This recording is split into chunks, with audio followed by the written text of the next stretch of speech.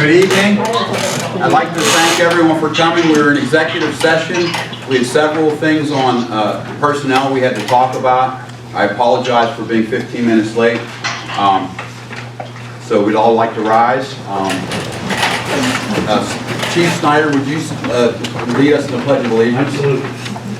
Pledge allegiance to the flag of the United States of America and to the republic for which it stands, one nation, under God, indivisible, with liberty and justice for all.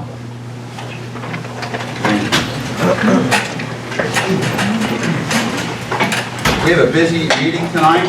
I presume everyone has an agenda. We'd like to start with a roll call. Becky, would you please start? Councilwoman Fry? Here. Councilman Stein? Here. Councilman Bodadian? Here. Councilman Youngkin? Here. Councilman Youngkin? Here. Vice President Ondo? Here. President Brennan? Here. Mayor Foss? Here. Borough Engineer Colin Lampert? Here. Police Chief Snyder? Here. Fire Chief Pledge? Present. Public Works Supervisor Vicey? Here. Building Code Official, Code Enforcement and Zoning Officer Cannon? Here. And Borough Administrator Worthman. Hello. Any comments on tonight's, any comments tonight at all? From the public? Okay, let's move on. Speakers tonight, we have the speakers for the Battle of the Homestead Foundation.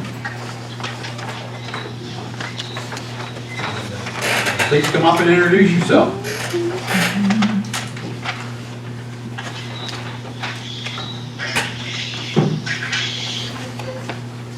Good evening, Council and Mayor. 2 months ago, I appeared here and we talked about what might be the future of this building after all the borough offices continue and complete the move to the new building. And I'd like to remind the council that we had written a letter asking the council to consider ongoing discussions with our organization and allied nonprofits in the area interested in developing a historical tourism economic resource that could be a museum or a center for heritage of our wonderful Steel Valley. And I would like to reiterate that who we are the Battle of Homestead Foundation. We were founded formally in 1989. We're a diverse organization of citizens, workers, educators, and historians. And our purpose is to preserve, interpret, and promote a people's history focused on the significance of the dramatic labor conflict in Homestead, Pennsylvania in 1892. I'm not sure I introduced myself. I'm John Hare. I'm the president of the Battle of Homestead Foundation. Before COVID hit, we met every week at the Eden Park and the Waterfront and discussed and talked and planned programs of education for each summer, most of them which occurred in the pump house, which is in Munhall, as most of you know and are very proud of. The pump house, the only remaining building from the original Carnegie Steel Mill.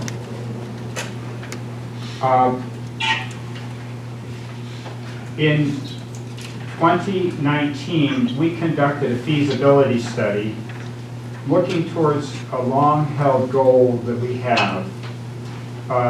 And we conducted a study with a grant from the department, from the State Department administered of the State Department of Conservation and Resources and administered by the Rivers of Steel. We conducted a feasibility study looking for the feasibility of the creation of a labor heritage and future of work center in Homestead, Munhall. We met with representatives from unions, foundations, and the strategic focus of our board members, and we looked for the design with a consultant of what would possibly look, what a labor heritage and future of work center would possibly look at. Among the sites we looked at in the area was this general site, not looking so much at the municipal building, which at the time we did not think would be available, but at the site of the hospital and perhaps the building where the municipality has moved now. Our study felt that a labor history and heritage center could be a self-sustaining source for future tourism and economic development, as well as a hub for education and informed debate that would carry our mission, which is to tell the story of our industrial heritage of our organization, a rich heritage where the Steel Valley was really the center of commerce and industry, as we all know, and certainly of manufacturing, and a leader, and actually the site, the historical site, of a dramatic change in the relations between commerce and employees. The Battle of Homestead is a seminal event in that history. What we would propose is that our organization can share the results of the feasibility study and hire and work with a consultant and raise money to work together with a committee of council and other nonprofits interested in the area, such as the Josh Gibson Foundation, the Rivers of Steel, Heritage Corporation. We've worked closely with the school district in our programming, and we would look forward to continuing to do that.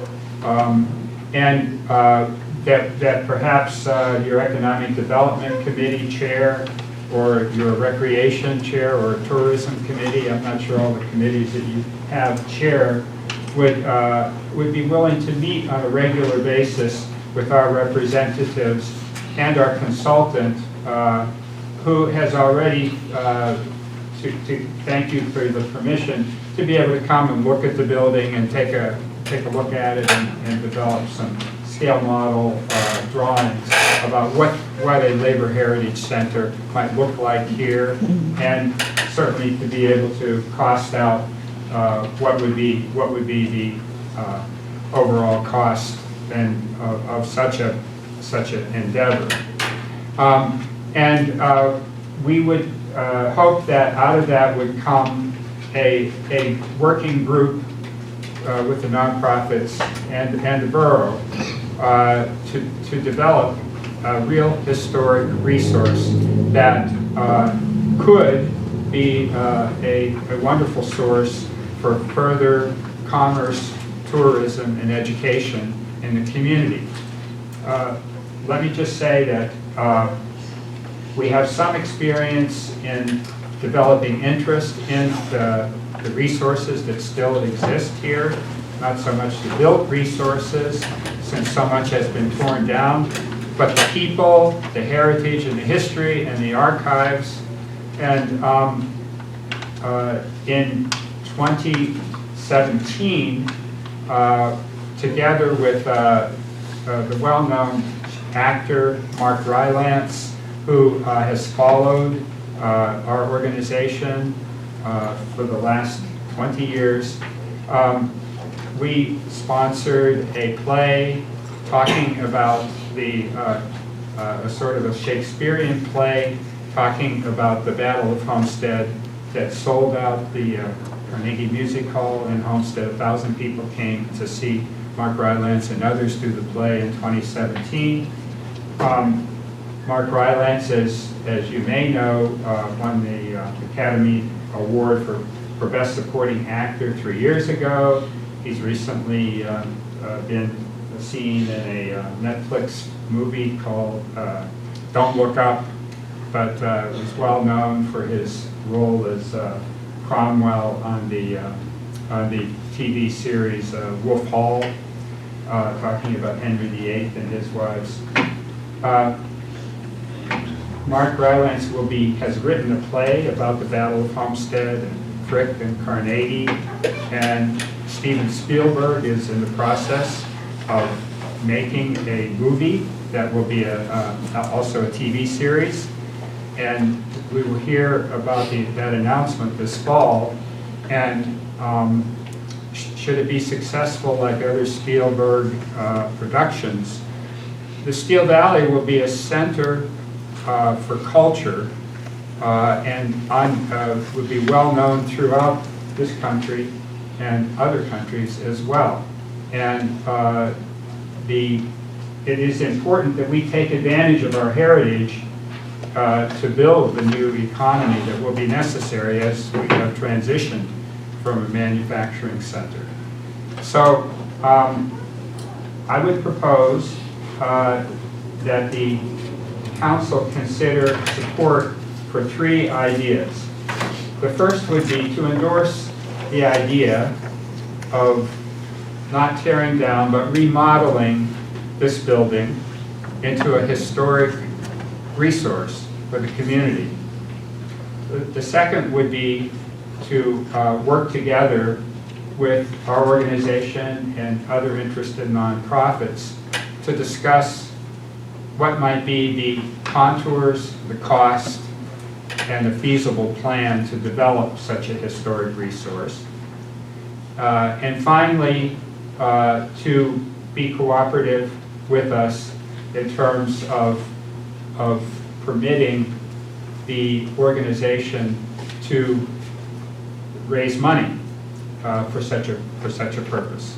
When I say be cooperative, I mean endorse the idea of the organization, but we would take on the responsibility for the fundraising aspects for both the plan and certainly the center.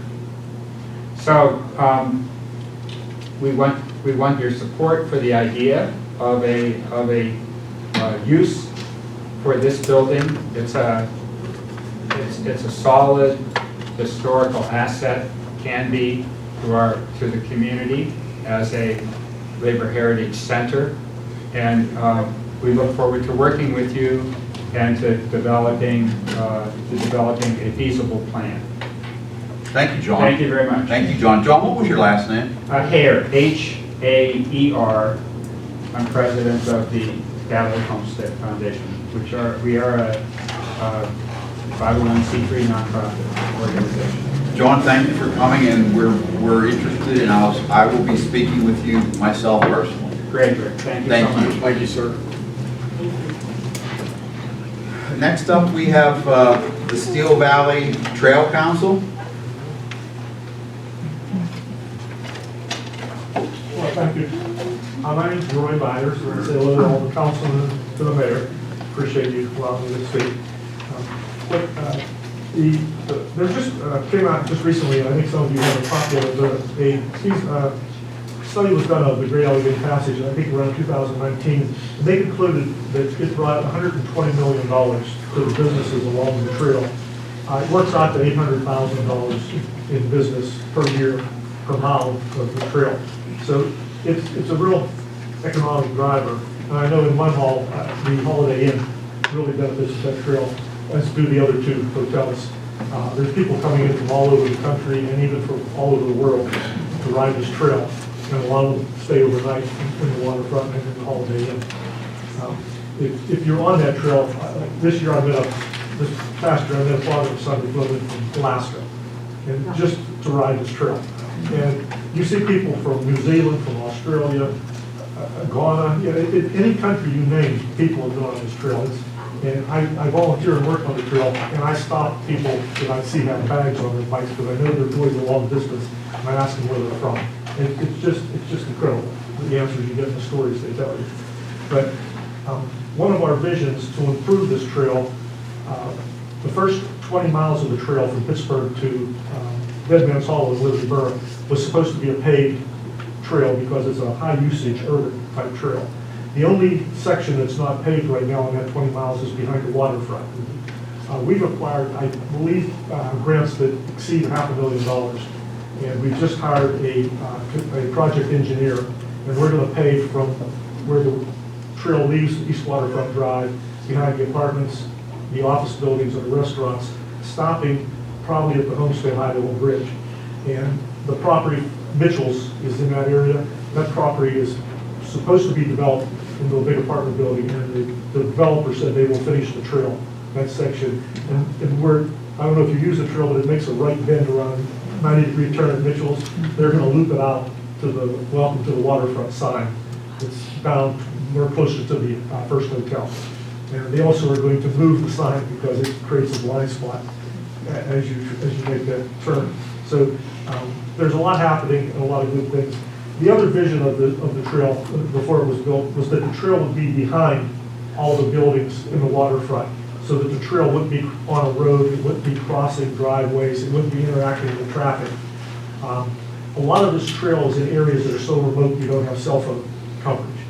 And as people bike that sections through places like Smithton and Wissett, those big towns, when they get into Pittsburgh, it sort of freaks them out, especially when all of a sudden they're on East Waterfront Drive with 2 lanes of traffic going by. We have been in negotiations. We talked to a company called Sampson Morris. They bought the piece of property off of Brisbane. It's going to be in between the pump house and Brisbane. Said they're interested in allowing the trail to go behind their property, but they're not giving us permission to bring the trail out to the East Waterfront between their property and Bristol. And the problem is they're building a big warehouse pretty much from the East Waterfront almost back to the river. And they have just enough room for their trucks to go in there and use that warehouse. And they said there's only about 3 or 4 feet of ground between that area and Brisbane, which is not wide enough for a trail. We would hope that when they give you the site plan, that you would maybe ask them to move that building back maybe 10 feet closer to the pump house, which would then allow room for the bicycle trail to go up East Waterfront Drive and turn left and go behind them and through. We also are negotiating with Rivers of Steel to take the trail behind the Rivers of Steel and get at least 2/3 of the trail off of East Waterfront Drive. We also would like to negotiate and meet with Brisbane. They don't seem too hospitable to the idea, but we want to try to see if there's any way to put the trail behind their facility. And I've talked to them a couple of times, and they say it's going to be a lot of money. The Regional Trail Corporation, which owns most of the trail and the easements, can generate a lot of funds. If there's a feasible way to get behind Brisbane, we would love to at least look at it and give them a proposal. But one of the key things for us is to make sure that when the new Sampson Morris does their site plan and builds that we allow about a 15-foot easement along from the river to the back of their property, so that someday we could get a bike trail through there. If we could do it while they're developing now, that would be terrific. But at least if they allow that room for the future, we might be able to sometimes negotiate with Bristol or Brisbane, I use 2 different names for that, to go behind their facility. Just today, I replaced 2 delineators. All those delineators, I'm the one that, when we get knocked down, I replaced 2 today. And there are potholes on that section of the road, and we see cars swerving around the potholes, and they're taking out a couple of the delineators across from those potholes. We think a snow plow probably took the one out closer to the apartment building. These are the kind of things we're talking about. So I guess if you wanted the number, like number 1, we'd like to at least have an easement behind the Sampson Morris development. We would love to have the easement actually come out East Waterfront so we can get the bikes completely off of there. The new Sampson Morris, they're planning 3 driveways into that property, which means all the trucks coming into that property are going to be coming from the Lowe's direction because they're not allowed to cross that ramp. So they're all going to be in the one lane that is the exit lane out of the waterfront, stopping and trying to make left turn into there. We're telling them if we get the bikes off of that section of road, it could be a left turn lane in the middle. The middle lane could be a left turn lane into their facility, and traffic would not be impeded by trucks and cars stopping to turn into the new development. Another point is people that have looked at it said they're providing about twice as many parking spaces as would be required by your ordinance. And so we're saying moving the building 10 feet would eliminate some of those parking spaces, but The parking spaces, I believe it's something like 150 are required, they're putting like 400 or 500 parking spaces in between the building and the pump house. So we're just saying, move the building back a little bit, would give us room to come in with lights and make the turn.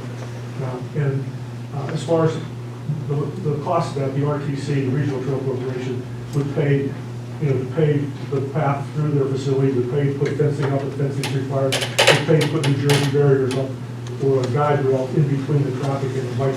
So one of their issues was the bikes are coming in from East Waterfront, that's where the trucks are going to be coming in. So we said with a guide rail or something, we could separate it to make it safe. It would be a lot safer now than it is when the only thing protecting bikers from cars right now and trucks is plastic delineators that are designed to bend over. Because they're not going to stop. Roy, they've not come back to the planning commission, so nothing has proceeded since the meeting that you were and I were at several months ago. So nothing has been talked about They did come back. In fact, Dave was at the last meeting. Every time they show up, it's they didn't do this. They don't have this information. They don't have that information. And we did on the planning commission. We did speak with them about doing the bike trail. And I don't know, Dave. Maybe you could elaborate on this. They were talking about digging down. They actually, that ground down there, they actually want to dig down an X amount of feet for whatever reason. I don't know.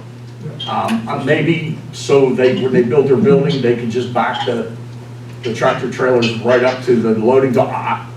Yeah, they told us that the property line between them and Brisbane would have like a 2 or 3 foot slope. 4 foot slope. Ooh, yeah, it was more than that. It was 4 foot, at least 4 foot, and it was because of drainage. That's Water yeah. runoff and drainage, that was the big concern. So that's why they don't want to put a bike path there. Well, they're concerned with, like he mentioned, there's gonna be semi-trailer trucks going in there making left-hand turns, loading and unloading stuff, so. Yeah, and our proposal would be, if they move that building toward the pump house, maybe 10 or 15 feet. Well, they have to be setback, so Yeah. Well, from the bike trail? it requires setbacks, well, from the pump house and from the property lines. All the property lines have to be, that require setbacks. Well, their building isn't close to anything.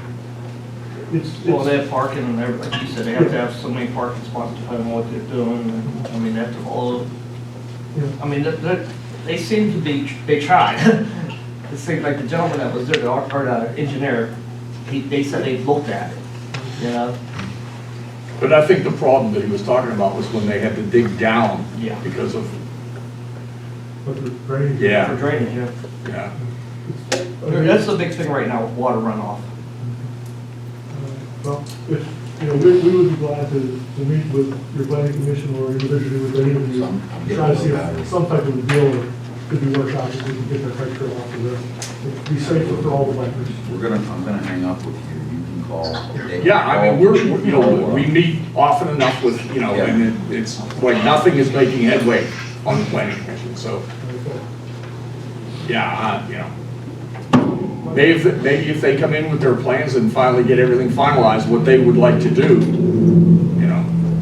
Maybe, when we met with them, they showed us a plan, basically was a long building in the middle of the where the property line is. Yeah. They were coming back like 12 or 13 feet with the building from East Waterfront Drive almost to the river.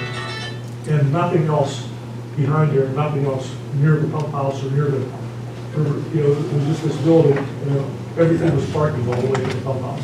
Right. Our suggestion was if they just slide that back 10 feet and give us 10 feet of ground that we could ride bikes on. Like I said, we'd be willing to pay with New Jersey barriers or guide rail to keep the trail on one side and the trucks on the other. well, maybe if I might be overstepping my bounds or something like that, Dave, but didn't they say that they would be willing to accommodate the trail? They did. Right. Yeah. But it was Bristol Metals who, they were claiming that there was like hazardous materials and stuff back there, and, I mean, we really, until we get this squared away with them, with the new building going in there, and then quite possibly speak with Bristol Metals to see if they would go along with, what's happening. I mean, me personally, I think it's a great idea that, you guys are doing There's it. people even here saying that we could hang a trail over, where the wall is. We could put a trail over the wall and down lower, So, I don't know about that. is it gondoliers, is that the word? I'm not sure, but there are trails in Pittsburgh that do that. Yeah. Yeah, so. So Roy, one thing I would like you to look at, and I spoke to you at the planning commission I was at, was I would like you to look into trying to tie the trail into the property that we have at the waterfront. We have 7.5 acres down there, and I would love to see you tie that into the bike trail to that. So I don't know how it could be done. I don't know if a bridge would have to be put across, or red lights would have to be put in. It sounds to me like maybe an overpass would have to be put in there. That's something I'd like you to think about. We have a busy schedule tonight. Would you like to end with anything?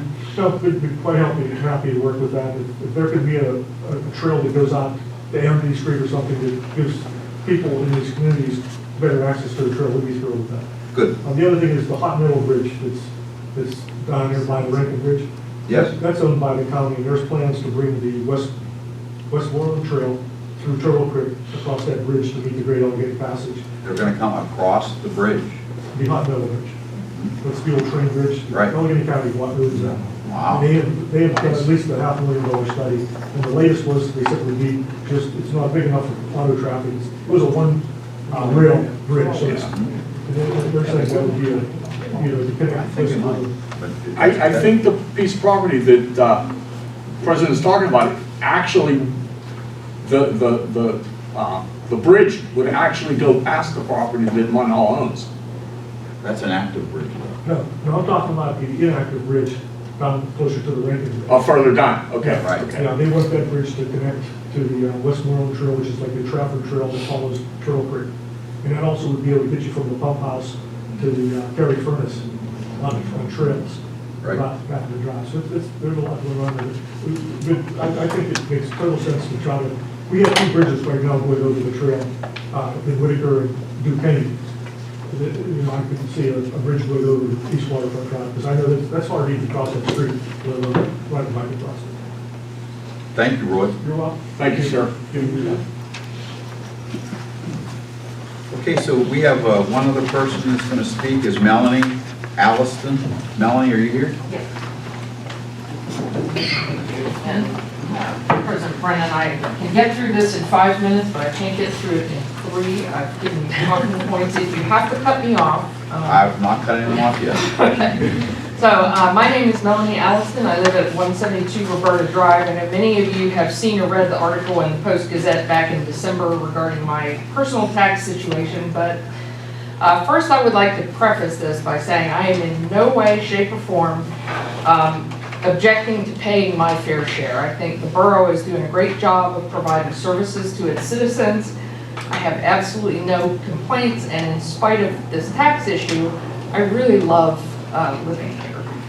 So after I got a $7,000 tax increase after purchasing my home, I felt like I needed to do some analysis. So I took my little 2-block neighborhood of 32 homes and did some math. So I'll preface this by talking about what I analyzed. So all the homes in this 2-block area are pretty similar. They're all 3 bedrooms, 1.5 plus bathrooms, 1,700 to 2,000 square feet on a 1/4 acre lot.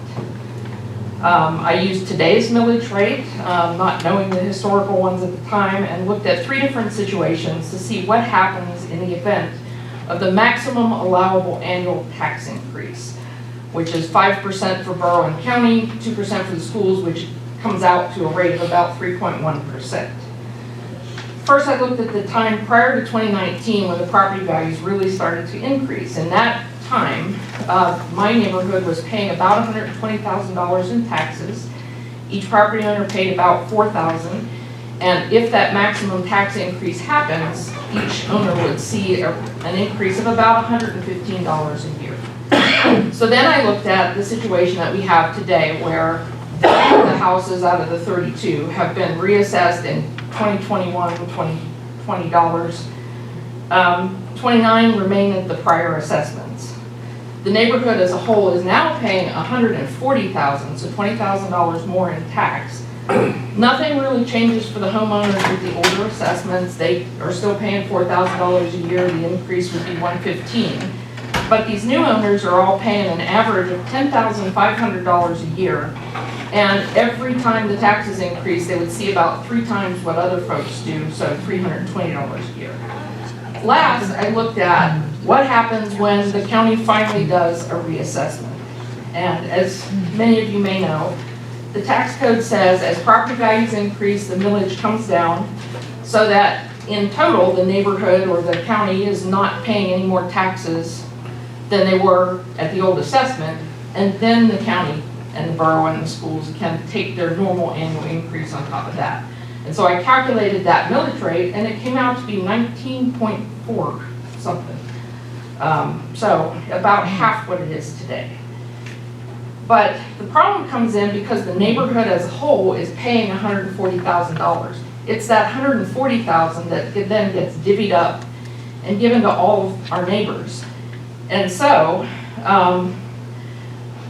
you know, my taxes and the neighbors that have been reassessed recently are actually going to come way down by about $5,500 to around $1,500.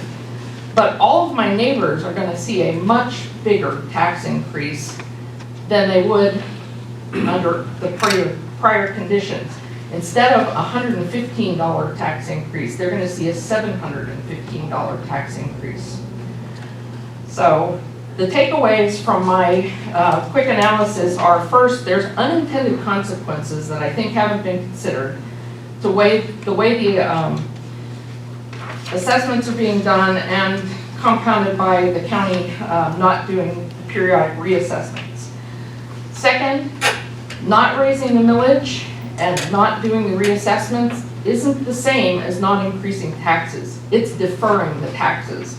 But the problem is when the bill finally comes, it's going to be a lot bigger for everyone. And much of this problem comes on by artificially increasing that millage rate because everybody's assessment is 10 years old. And you all need to cover a budget that's in 2021 dollars. And so, unfortunately, when you apply that artificially high millage rate to a house that's assessed in 2021 dollars, those particular people end up with a much higher tax burden than they should. As evidenced by the fact that, you know, the new reassessments in my neighborhood are going to drop almost back down to where they were before. So I think there's a couple of ways to solve this problem. The first involves changing state and county statutes, which would be very difficult, but you could consider applying the same annual cap to individuals as is applied at the county level.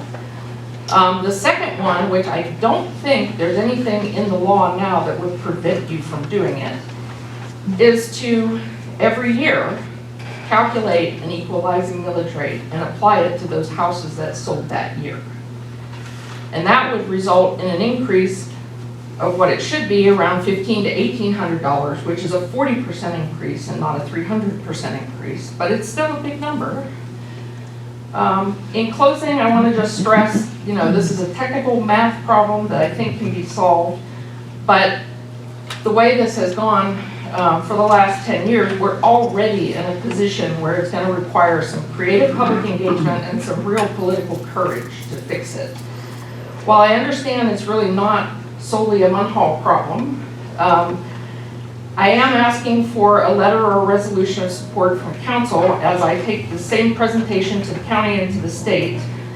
It's really about protecting all of the citizens of Munhall from these larger than anticipated tax increases so that the borough can remain the same great affordable place to live that it is today. Thank you very much. Melanie, thank you so much for coming. When are you going to be speaking to the state and the county? I've actually already had a preliminary conversation with Austin Davis, but I have not scheduled the county yet. Please notify us when you do. Okay, also, if you are interested in seeing my math, I'm happy to provide I'm that. happy to talk with you in more detail, absolutely. Okay, thank you. Thank you. Do we have anyone else? Is there someone else to speak? So we can we do something a little different here? Can we go through our motions and then go through our reports? Because that's what I really wanted to start this meeting with, was with our motions. So, can I do that? Certainly again. Let's change the meeting around, and let's go to items for consideration. And do I have to ask anyone if anyone has anything they'd like to speak about on the motions for items of consideration? Did I see or someone say something back there? Was that you, sir? Were you asking about a motion? Maybe motion number 2? All right, so let's go straight to motion number 1 then. Motion number 1, a motion to appoint a new council person following in by the swearing in of that person. I'm going to ask for a roll call. Councilman Youngkins, you're still here, so you're good. All council, you do have all the names that were given of people who applied for the position. We have 13 or 14 people that applied for the position. We have to pick one person. I personally want to thank everyone who applied for the position. Please run for council. I mean, this is not a personal thing. Please join the next election and please run for council. I was very enthused to see all the people who applied. We're going to have a roll call vote. Is that how we're going to do this? Yes, and we'll call you out by your name. I need a motion. I need a motion Yes. first, right? Yes. All right, a motion? Anyone like a motion? I'll make a motion. Motion? A second? Question on the motion. Okay. I have not seen any credentials and explanations from any of these candidates, and I blame that at least in part to the fact that we didn't ask for them when we put something on the website. I don't believe we properly vetted this list. I don't think we're in a position to actually make a decision tonight, and I don't think we should be doing this tonight. Well, I thank you for your opinion, but certainly, we had a meeting on this. It was an executive session meeting. You didn't attend. I wasn't told about it. And it was announced, and it was advertised in the paper, and both you and Mr. Bodadian Never advertised. chose not to come. And we No, we did not. spoke about the executive session. I was never notified by. And certainly, I'd like to just remind the general public, the last time we had a vacancy, it was filled the same day, and the borough manager's position was filled the same day. There was no public asking for any applications at all. And we've asked the public for input. Every name that was brought was considered, was sat down, we spoke and talked about every person. I read every name, I read every letter that they sent in, so you should have been at the meeting. Oh, And I'm gonna proceed with the vote. Oh. And if you choose not to, that's up to you. Mr. Solicitor, do I have the right to abstain? You do? All right. That's good. And you can abstain too, Mr. Bodine, if you I want. will. Good. So, where were we at here? We are at We got a motion. motion. We need a second, but I think you're supposed to ask for the second and then ask for the question on the motion. So if we're gonna get things properly done, maybe you can ask again. I don't agree with that. Okay. That's never how we've done it. Okay. Do I have a second on the motion? I'll second the motion. Okay. So we have a roll call vote. Becky, would you like to do the roll call? Yes, I'm gonna call out the councilperson's name, and then they can tell me who they choose off of the list that you have in front of you. I need to find my list.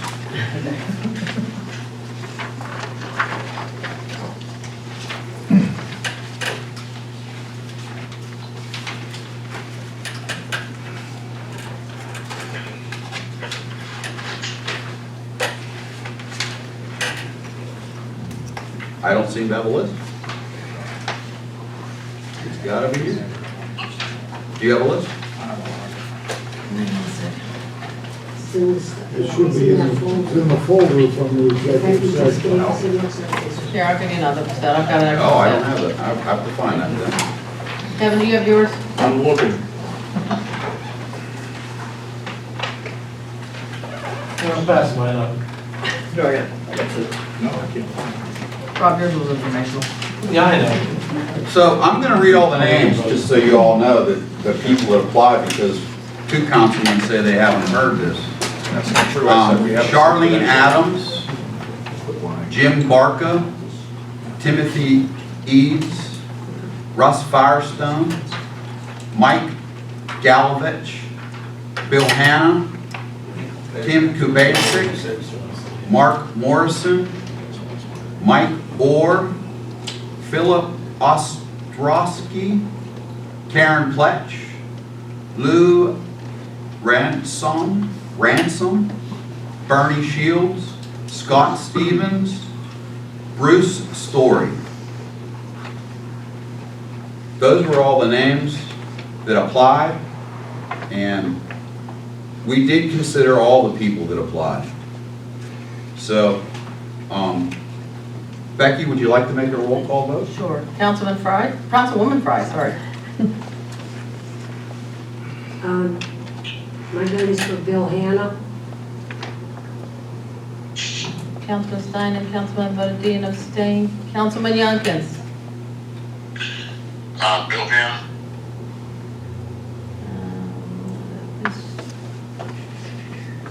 Vice President Unda William Hanna. and President Brennan. I'll make it unanimous and vote for Bill Hanna.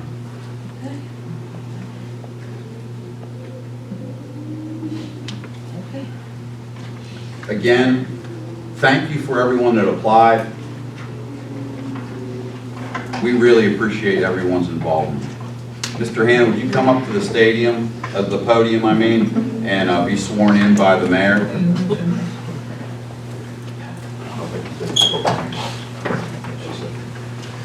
I wrote down that you didn't abstain. Congratulations. Thank you. Okay. Raise your right hand. I state your name. Bill Hanna. Appointed as a member of council. Oh, sorry, I should have told you. Repeat. You can repeat after me on this. Okay. Sorry, Bill. Appointed as a member of council Appointed as a member of council of the Borough of Munhall. of the Borough of Munhall. Do solemnly swear Do solemnly swear that I will support and defend the Constitution of the Commonwealth of Pennsylvania. that I will support and defend I will support and defend the Constitution the Constitution of the Commonwealth of Pennsylvania of the Commonwealth of Pennsylvania and the Constitution of the United States of America and the Constitution of the United States of America and the bylaws of Munhall Borough. and the bylaws of Munhall Borough. I solemnly swear to discharge the duties of my office with fidelity. I solemnly swear to discharge the duties of my office with fidelity. Congratulations.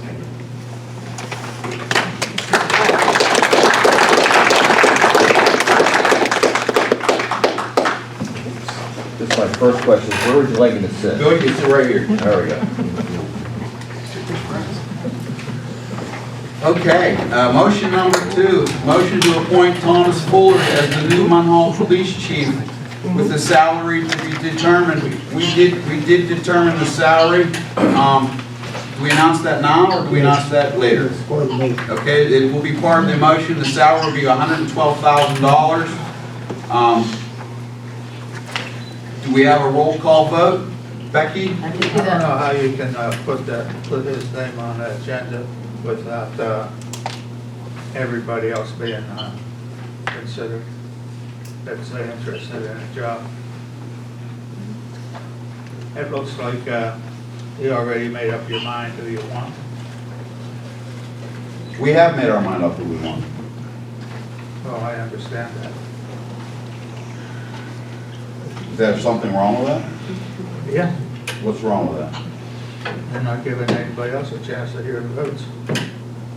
You can vote for whoever you like. It's a roll call vote.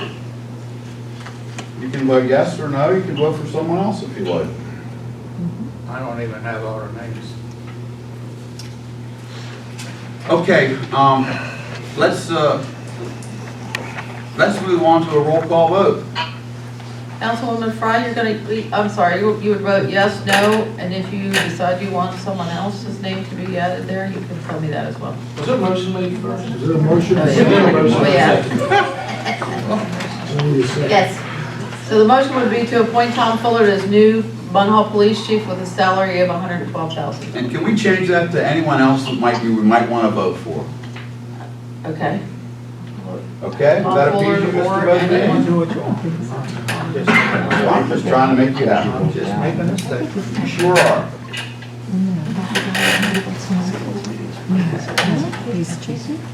So, did we change that to that?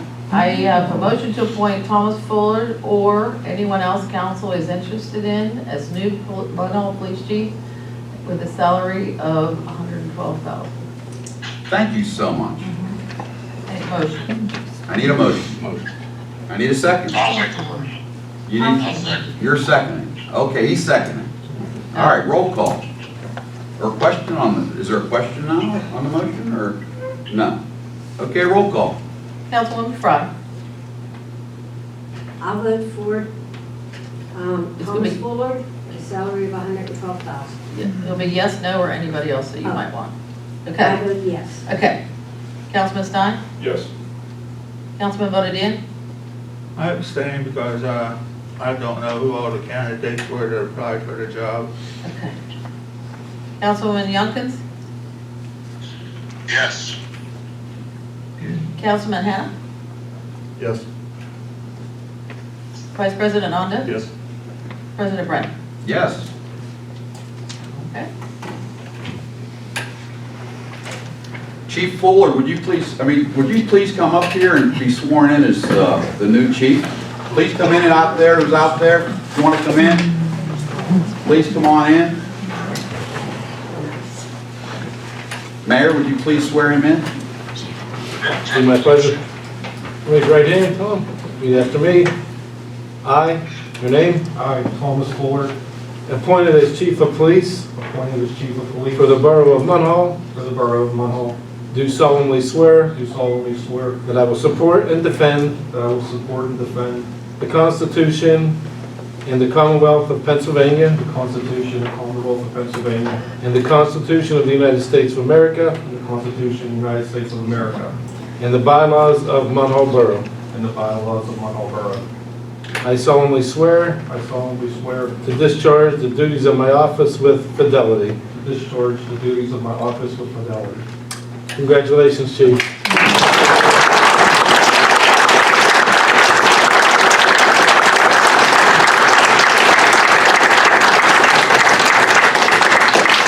Congratulations, Chief. Chief, if you'd like to have some of your family come up and take a picture, please come up and take a picture with them.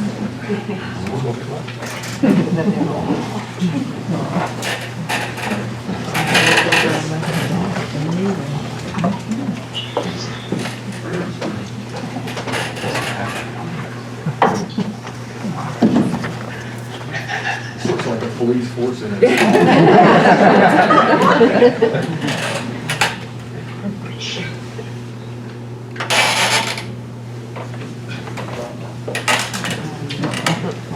You know what, Chief, why don't we stay up for 1 minute and have the rest of the guys from the police force and former Chief, now Judge Campbell and Chief Schneider. I'll try a picture with them too. I think it'd be nice to have your, your fellow officers here and former Chief and also Judge Campbell. And Jamie, take the pictures, I'll send it to you. I'll send you guys again. Your Honor.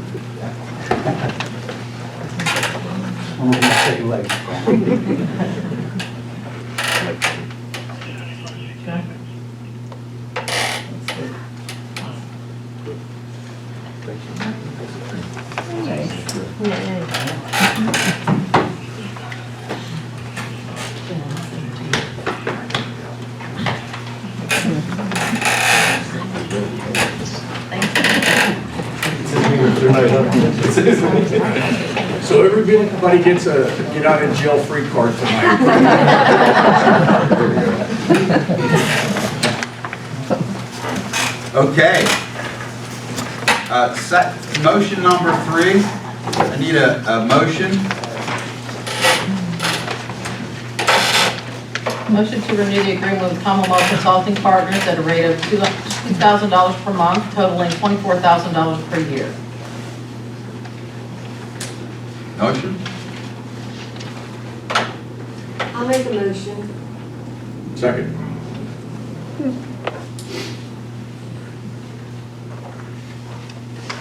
Okay, motion, all in favor? Aye. Okay, motion has it. Ayes have it. Any negatives? Noes? No noes. All in favor? Okay, motion number 4. Becky? Motion to appoint individuals for open seat on commissions and boards. You should all have a spreadsheet. So there's several positions here that are not filled yet. There's quite a bit here.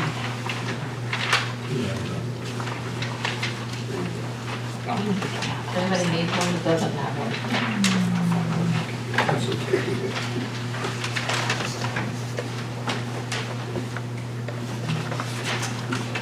I think we pass on this motion for tonight. Okay. And we'll address this again at the next meeting. There's several motions that need to be dealt with. I know that one is the sewer authority. There's an open position there that needs to be refilled again, and we've not advertised or spoken about that position. There's several here that need to be dealt with. So I just set this out. Let's move on to motion number 5. Motion to change the day of the week for workshop and regular council meeting. I need a motion. Motion. Motion by Dave Youngkins. I need a second. I'll second. Second by Rini. How do we want to do this? You can do a roll call vote, and I have each one of your names I'll read out, and you tell me what day of the week, Monday through Friday, that you'd like to have a meeting changed to. Okay? Question on the motion. Question? Why is this an item? Why are we considering changing it? Conflicts with other councilmen, and they'd like to move it to a different day. Is that okay with you? Simply ask the question. So did I. Okay. Councilwoman Fry? I'd say Tuesday would be fine. Councilman Stein? Wednesday? Councilman Bodadian? Wednesday. Councilman Youngkins? Councilman Youngkins? Tuesday. Tuesday? Councilman Hanna? Tuesday or Wednesday. Councilman, Vice President Ondo? Retired, doesn't matter to me. Need a vote. Tuesday, Wednesday, Thursday, I don't. Guys, we need a vote. President Brennan? Tuesday. Tuesdays have it. Okay, so meetings will be advertised and changed from the workshop and regular meetings to Tuesday. Is that correct? Yes. How Okay. many votes are there for that? There's 5 votes for Tuesday. The two guys didn't say actually what day they wanted. I heard 4 votes for Wednesday. Yeah, I have 4 votes for Wednesday. And 1 vote for Thursday. So there's still 5 for Tuesday, even if we mark multiple. Okay. So we're going to move the meeting to Tuesday nights.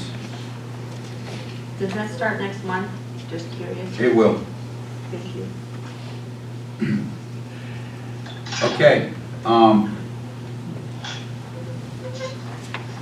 Motion number 6, like a motion, go ahead, Becky, please read that for us. Motion to pay bills for the period of January the 12th through February the 8th, 2022, summarized as follows: $322,949.35.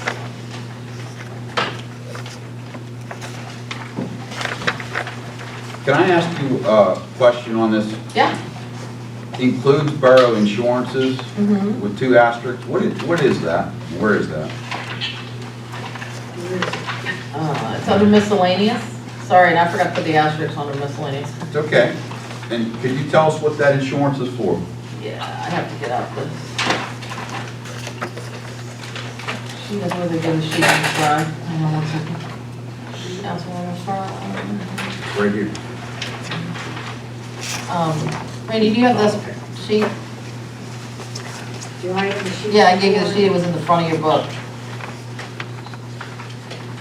It was in the front of your folder, it listed all of the monthly bills. Are we saying this? I have the key balances, I have the checks Nope. that were written. No. That's not it. Would have been in the front of your folder. No. I'm sorry. There it is. Let's see, sorry about that. Just so confused. The borough insurance is, there was building equipment, new building equipment for 41,000.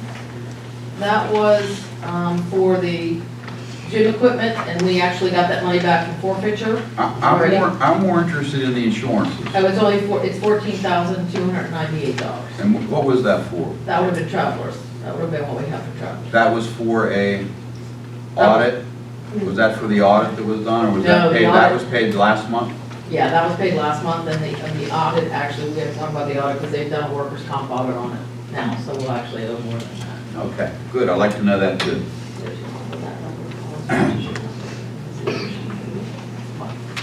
Okay, thank you. You're welcome. So, I need a motion. Gotta pay the bills. Motion. I need a second. I'll second. Okay, all in favor? Aye. All right. Any nays? Motion passes. Motion to approve payroll for the periods of January 19th to February 3rd, 2022, for the total of $345,978.97. Need a motion? I'll make a motion. Second, any seconds? All in favor? All right. Motion passes. Any public comments? Let's save the public comments till the very end of the meeting, I'm sorry. Let's go back to, we're flipping this meeting all back around, very different way. We're gonna have her after. Let's go back to, I wanted to get the swearing in, because there's other men out here that need to go on. Let's go to our reports. Mayor, Yes. could I have your report, please? Yes, sir. Thank you, Mr. President. First, I want to introduce Brianne Francis. Brianne contacted me probably about 3 weeks ago, and about starting up, I think she was referred to me by State Rep Austin Davis, about starting up a Mayor's Advisory Youth Council, or Mayor's Youth Advisory Council. Brianne is really on top of this. She's done her homework, she knows all about it. She has a presentation she's going to be giving tonight. I fully support it, and I'm going to be involved with it. And we're trying to get the other mayors involved also, but even if they don't want to get involved, we're not going to let Homestead and West Homestead not be in it. So we're still going to be going forward with this, and it's going to be for high school age students. We'll probably start with let 8th graders in this year, because we're getting a late start, so we'll be having in a while. Bree's a junior, so we'll have her around here for a while, and she's really impressive person. She's really bright, and she's going to be really good, and she'll explain a lot more of this to you all later. Good. Another thing that I'm looking to start is, and actually kind of goes hand in hand with this, and I've talked to a couple of you about it before. Munhall Community Action Committee. It's people helping people, and it's a lot that the youth will be involved in also. And we'll be advocates. The Action Committee, I like to see volunteers help out. That'll be advocates for youth, the veterans, senior citizens, wherever there's a need. So it'll be people helping people, and we'll actually, this committee, I'd like to see get involved and actually help out with the business district and being involved and helping support our business districts. It just pains me to see us losing things up on Main Street, and we have to keep the waterfront vibrant. I did talk to the manager of the Waterfront a couple weeks ago. It was after there was a couple, some gunfire. I don't think shooting's the right word, but looking to talk to him to see if we can get some extra duty for our officers. No expense of the borough. If we can get some people down there on weekends, like I said, at no expense to the borough. If some of the officers want to come down and do some work. And I've mentioned that to you, Scott, and to you, Tom, already about that. And I'm going to be meeting with him shortly. Okay, it's kind of a late meeting. We got a lot going on. That pretty much is my report for tonight. Thank you, Mayor. Thank you. Solicitor? Yes, thank you, President Brennan. Nothing specific to report on. In the last month, I've reviewed some contracts and dealt primarily with personnel issues, but no specific item I need to talk about publicly, so thank you. Thank you. Thank you very much. Borough Manager, Administration, Becky, would you like to give us a little synopsis? Sure, there's been a lot going on. Becky's been very busy. She's single-handedly running the office, and we're trying to get a new format together with our meetings, and next month should be much more informative. We have the committees of what everyone's going to be having, and we're putting people in charge of the committees, and we're going to have the committee people from council. We're going to tell us what they've been working on, as well as our department heads. So go ahead, Becky. Yeah, I'm just going to touch on the main topics, and that way we don't waste a whole lot of time going into the details. But there was payroll processing for both February 2nd and the 16th. That's all the reporting and transfers, the actuarials for some retirees. We're not mentioning any names. Health reimbursement accounts, there's processing that has to be done for those, and bank transfers that have to happen with those. Colonial Life elective insurance, we had one elective insurance company that was terrible, so we basically fired them, and now we have a new one that's coming in. So there's a lot of initial upswing for all of that when they come in. The manager's position, there was multiple emails and printing of materials and Zoom calls to set up for that. Council meeting preparations, obviously there's just a lot of paperwork and a lot of folders and things like that to happen for the council meetings. Pension processing for payrolls, there's pension that comes out of every payroll. It has to be processed online. We have two defined benefit plans and one defined contribution plan that gets processed. We had retiree information that went to our actuarial. We did training with a new office assistant. And Mayor Falls had us do a proclamation. We have one that's pending for the football team at the moment, and doing some swearing in paperwork. There's grants, there's weekly calls about grants and paperwork and stuff that complete online with the state for those. Newspaper ads about things that get done. We have to submit it by a certain time. Finances happen every day and every week, so I won't even go into all those details. It's on my report if you need to know. And if you have any questions about any of it, please let me know. Drug testing, we are switching our drug testing company. Our health and vision, we had to cancel someone. We had a vehicle claim, we had a workers' comp claim. There's a safety committee that attend monthly and with Optimus Risk. And then Travelers Insurance contacted us about a policy for 1850 and 1900. Which I guess we'll need to talk about soon.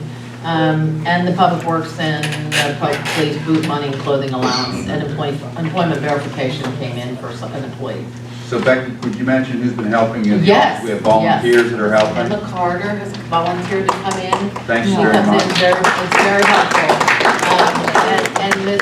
Councilwoman Fry comes in and helps out, and we had a gentleman from Public Works that we kind of pulled in. He's back out with the group now, but he was in there for a couple of weeks to help me out, and I do appreciate that. And one thing I want to mention, as far as administration goes, I've been working on just a little bit of information on Westfield.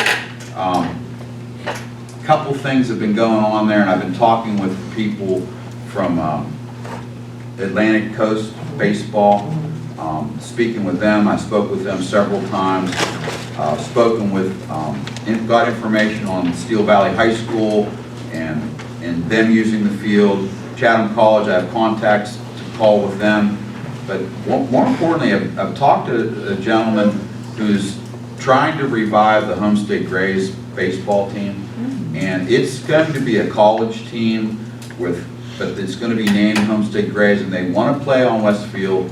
I've been talking with him several times now. Hopefully I'll meet him in a couple of weeks here to come. It's not gonna happen until next year. So this is a summertime use. It shouldn't impede in the high school. They're very excited. It is gonna be a Negro League, like the old time Homestead Grays. So it's for young black guys that play baseball. These are young college guys that are really enthusiastic about it. They're very enthusiastic about it, and this is a nationwide venture. This is not just a little league. This is a real-time baseball league where these young men will move into the major leagues. This is an opportunity for Munhall, and it's an opportunity for these young players. So. And Rick, I don't know if you remember, he said that if we allow this to happen, they will be nationally televised games that happen here. Oh, yeah. Yeah, it's really exciting. It's very exciting. That's why I was asking Dave some questions, some leading questions. I didn't want to tell him until I told everyone tonight about what was going on. So it's very preliminary, but I'm excited about it, and it's going to be another shot in the arm. And the the Coast League, what's it called? The Atlantic Coast League. Yeah. They bring a nice. They do. They bring a lot of people into the town as well. So another thing we might want to think about. I don't want to take any more time. Is we need to get some people working in that field again. We need to have people back there making sure that our field is okay. Like garbage is being picked up, the bathrooms are clean. We called them field marshals in the past. I think we need to institute that again. I think we need someone there from the borough to help keep the field proper. So that'll be talks for later. All right, borough engineer. Thank you, Mr. President. So my report, I have separated ongoing projects and new projects. I'll start with ongoing projects. Obviously, we talked extensively about the new borough offices over the last couple weeks. So we had some meetings last month. We continue to work on doing all the proper documentation for our RCAP grant. That's the $1 million grant, reimbursement grant that was secured through the state. And coming up for next month, we're going to be preparing a letter for Franjo to address all the final items that we discussed at the walkthrough after the workshop last week, as well as some residual items that are remaining from the punch list. And then also outside of the scope of the project, we dug up, there's some window films that need to get applied to the laboratory restrooms. That was not part of the contract. I got the quote here to Bob. Bob's going to look at to see if they can get the material, and this is something that they could possibly install. If not, we have the quote from the vendor. They will do it. It's not, it's $1,100, and that's multiple windows. So we're going to be working on that, and then also another big thing outside of the scope of the project is going to be networking for the building. And that's the data ports, the servers, the camera work that we talked about, and we're going to be working with a company called Telephonics that they handle all the security, the cameras for the police department now currently. They know they're already on board to do the phones at the new building. They know the borough and their needs very well, so we'll be working with them, keeping you guys in the loop as the process goes along. So that's it for the building. And then one other thing on ongoing projects. There's a bid opening tomorrow for a community development block project. It's for catch basin replacements. It's through the COG. This is probably the 6th year that we've done projects. I believe we got a grant for $50,000 that should cover almost, if not the entire cost, the lion's share of the entire cost. And that's through the COG.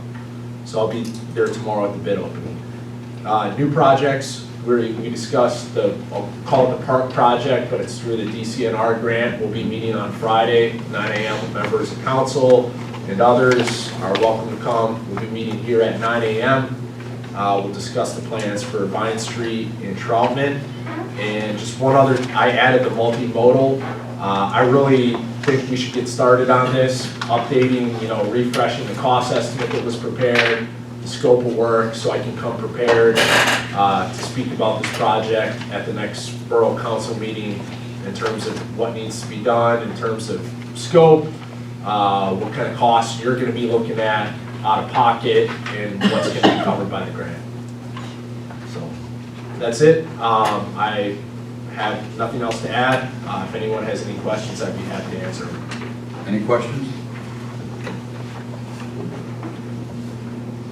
Okay, Public Works Chair and Supervisor. We're leaning more, this is how it's gonna be held maybe next month, but let's go with the Public Works Chair first. Mr. Ronda? Yeah, I guess I'm Public Works Chairman, so I just found that out. But anyway, I periodically go back and I talk over with Mr. Weissy what's going on in Public Works. Up until this point, and I'm sure everybody who lives in the borough of Munhall is very ecstatic about the big snows we had and the way our roads were maintained and taken care of and stuff like that. But yeah, I wasn't prepared for this, but I'm sure Bob and I, we will speak often enough about what's going on with Public Works. Bob? I'm meeting with Colin tomorrow. We're going to go over the paving project. So next month we'll have a list of streets we're going to pave. Okay. Well, I'd like to see you hit some alleys. They're in pretty bad shape. yeah. Anything else? So I have. Okay, Chief? Everybody on council should have a copy of our monthly stats, and Becky would have them available for anybody from the public that wants any. And I really have nothing else to report. Thank you. Fire Chief? Nobody on council has my report. My MDT's currently downstairs having a software revision. It's not working, hasn't worked for 3 weeks, and I couldn't get it fixed. Could you tell us about the fire on Ravine Street? It was just 2 days. Next on my agenda. Thank you. First, I want to thank all the firemen that were down there, and we had a lot of mutual aid help that was there from other towns too. It was a 2-alarm fire. Came in about 20 minutes after 11 in the morning. We had fire crews on scene within a matter of minutes. That was a 2-story duplex at one point that was turned into a single-family dwelling. The people that lived there didn't speak English or anything like that, so we had some communication problems. Glenn did a pretty good job, very good job running the scene, but it was a pretty severe fire. So it got put under control relatively quick. There were no injuries, which are the 2 most important things, but it was 5 degrees down there. It was freezing down there, so everything froze. We filled the house next door, filled up the basement with water, so it was right off. There was nothing we could do about that.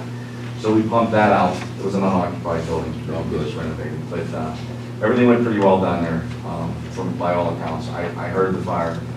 The guys who were down there did an excellent job. So, does anybody have any questions about that fire? It's in Boomer's hands now. I heard it was a total loss, is what I heard, basically. Well, I didn't walk through it. I don't know that it was a total loss other than water and smoke damage, but the one side of the building, what I do know, was heavily involved in fire on the 2nd floor, so the 1st floor is going to get water damage, considerable amount of water damage. So total loss is, I would say it's not a total loss. Good. It may not be worth rebuilding, that's a different question. If there's no more questions on that, I'd like to move on. One thing that I was asked is, and I talked to you guys about, was that we switched insurance companies. Now, with the insurance company, one of the questions that they had asked me was, hey, can we see your reports for your recent ladder testing, the most recent testing that you do on your ladder trucks? So we have 2 aerial devices in town, 105-foot tower ladder up at number 5, 55-foot telescope at number 1. And those ladder trucks are required to be non-destructive tested annually. They hang weights from them, they check all the, make sure they're working properly, make sure that we're not going to die when we climb onto things pretty much. So First Vehicle handles that, right? That's part of the First Vehicle contract. So I contacted First Vehicle and I said, hey, our insurance company would like these reports, they need them. And I'm just letting council know that First Vehicle doesn't have those reports. I was told by Scott from First Vehicle that they haven't done that testing in 2 years. Now, with the President's permission, this goes to our attorney. That is a contract for First Vehicle. I'm requesting that council have Greg look into the contract for First Vehicle for the potential of mismanagement of our contract fund, because I believe there's a lot of work that has not been even done, and I think it needs to be brought to the borough's attention. I am done playing games with First Vehicle. I need this stuff. You all know, and most of you on council know, that I've had problems and concern with them in the past. I am now standing at a battle line. We need to do something with this. They need to fix and become a better organization for me, or they're useless to me as the fire chief in this town. I'm tired of getting complaints from our guys about what First Vehicle is and is not doing. We had a meeting back there. They came in. Everything that they told us at that meeting was capital B, capital S. None of it has been fixed. I want it fixed. Now, just because I don't like First Vehicle, I can tell you that Vicey has a good rapport and relationship with them. They were excellent for the street department. Vicey, I won't put words in your mouth. The mechanic back there is really good. The police department has a reputation with them as well that I believe they'll say is fairly good. However, they are fixing vehicles that are mostly under warranty, changing brakes and tires and stuff like that. I could do that. So the contract extends. It was signed in 2017. Was when we had that meeting. It's going to be up in November, and I would like this council to take a serious hard look over the course of the next few months about making big potential changes. Either whatever you want to do, that's up to council, but I wanted to make sure that you understood my dissatisfaction. I am going to be giving Scott from First Vehicle some time to come up with the reports that he doesn't have because we didn't do the testing. I do need to give something to our insurance company, which is going to end up being the 2019 ladder test that we did. But does anyone test to the call?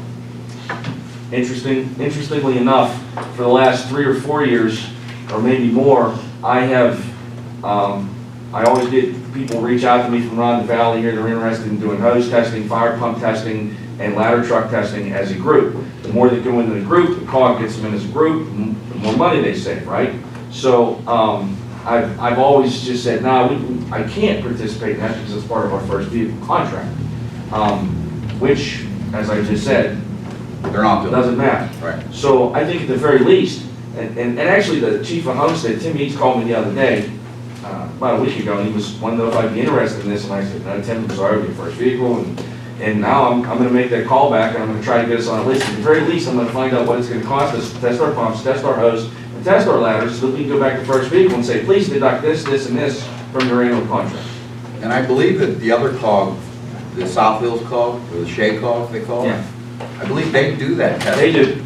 So I want you to check into them too. I will. Because I'd like to check into that as well. I will. I'll see what I'll bring back. I'll let you know. I'll bring back numbers. But thank you. It's if I seem hot about it. That's okay. It happened to me yesterday, and I was fuming. So I wanted to make sure council knew. Good. We know. Any questions for the fire department? That is my report. Thank you. Thank you for your service. Code enforcement officer? Yeah, you have a copy of my report. January and February is a slow month for me. With that being said, phone calls received were 69, emails received 110, building permits issued 3, occupancy inspections 14, door hangers 5, code enforcement letters sent out 3 for sidewalks, 2 for exterior walls, 1 for ordinance 1506, and 4 for accumulation of garbage. They never sent out 19 meetings attended, actually 4 about the safety committee that I'm on. Court hearings 2, and reports that I had to send out to the county, the state, and this report now is 3. That is my report for the month. Thank you very much. Are there any questions? Any questions for Dave? Thanks, Dave.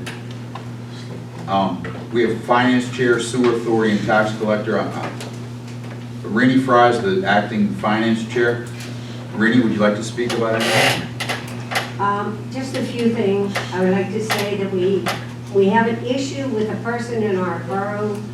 This issue goes back to 2019. It is an amount of only, I should say, of $250. The person put out garbage that was extensive. Our public works picked up what they were supposed to, but it was excessive. And she was billed back in 2019 for $250. We have sent her every month that she's delinquent in this. Nothing has been paid. I was informed that we do not have a collection agency to collect the $250. So we have to make a decision if we want to continue sending her this or if we want to drop this. Because we're spending money on our bookkeeping, which is book minders. And according to Becky, I think she said she's not even getting this mail. I mean, anymore. No, it's coming back now. This last month it came back.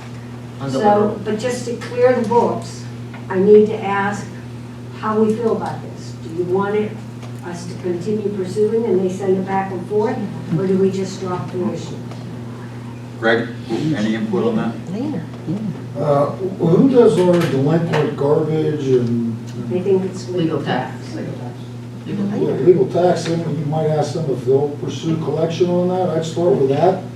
Otherwise, the other option too is we can have someone in borough administration, not Becky at this point, I know she's overwhelmed, but when we get a new manager on board, borough administration can also go down to the local magistrate and file a civil complaint and handle that without the need of an attorney and need for legal expense. That would be unnecessary. But I'd start with legal tax. See if they'll pursue that. Maybe they already have. I don't think they have. No. Okay. Because, I mean, we meet every Tuesday, and every Tuesday she gives us the copy back. It's another week older. She hasn't replied. Apparently she's not at any address we send to her. So we can, I will say, I don't know how close we are to the borough manager is filling that position, so will we let this go for another week, month, few months? I don't know, but I just want to inform you all of the situation. Number two, we're talking as a finance group. The bills we send out right now, there are never delinquent fees or late fees attached. I know everyone in this room, you don't pay your bill on time, the next day you start getting assessed for a fee.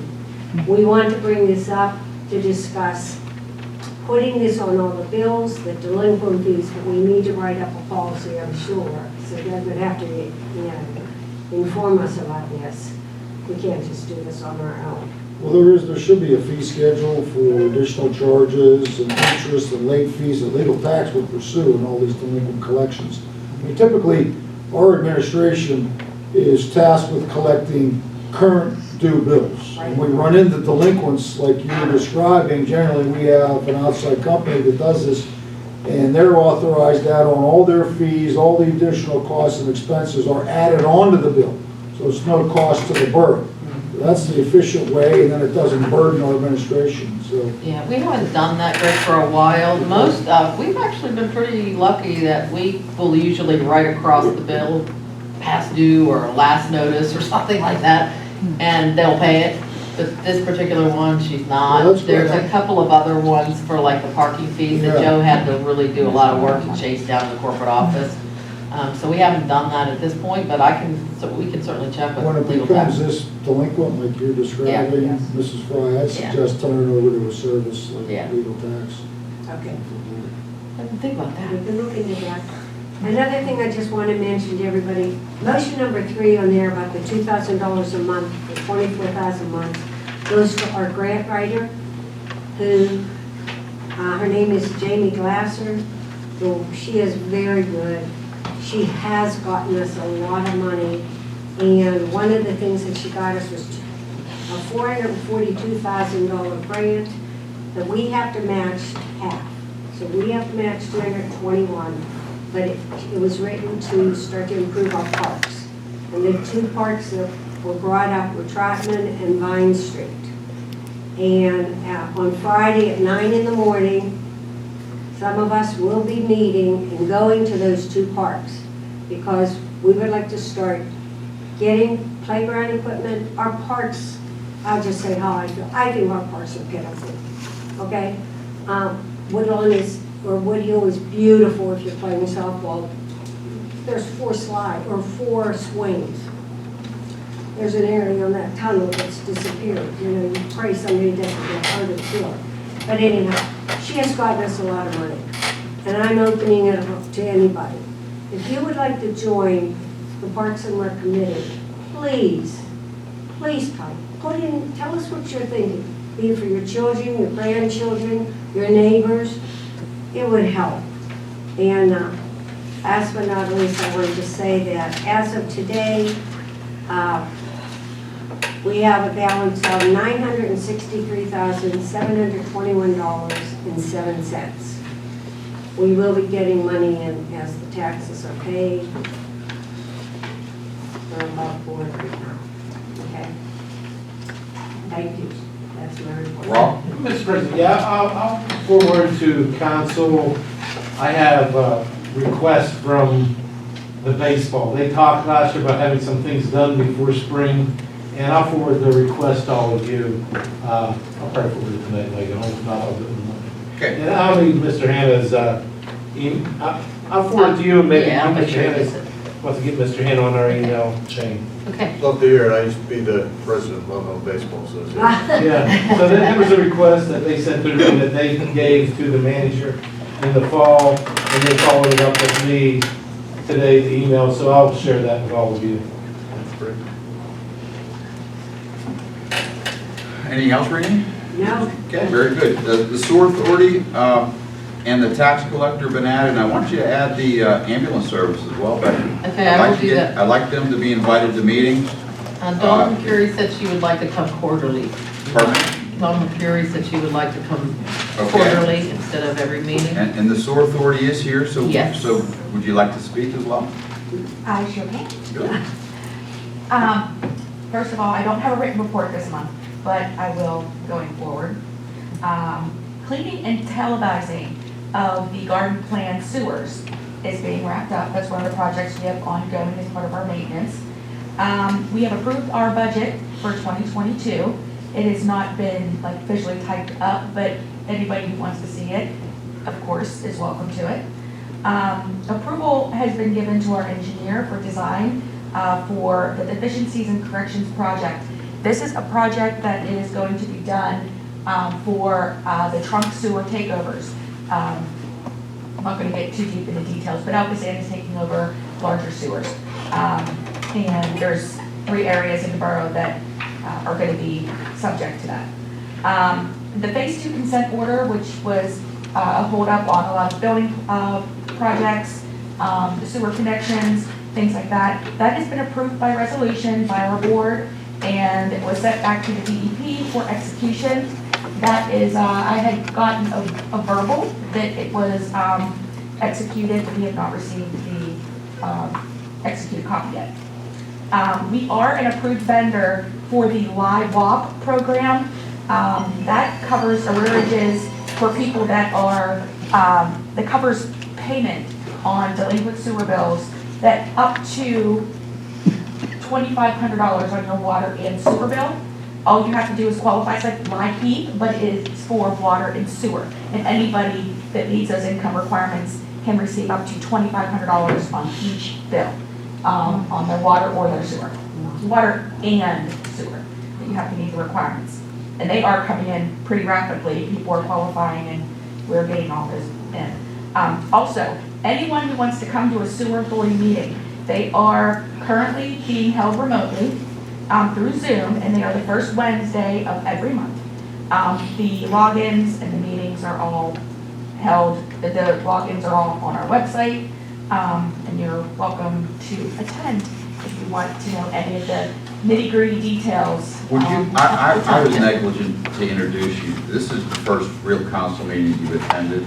So Yes. this is Jackie Coles. She is basically the secretary, is that The correct? manager. The manager, sorry, of the sewer authority. So for the public and new councilmen who don't know you, thank you very much for being there for us. Thank you. Times your meetings.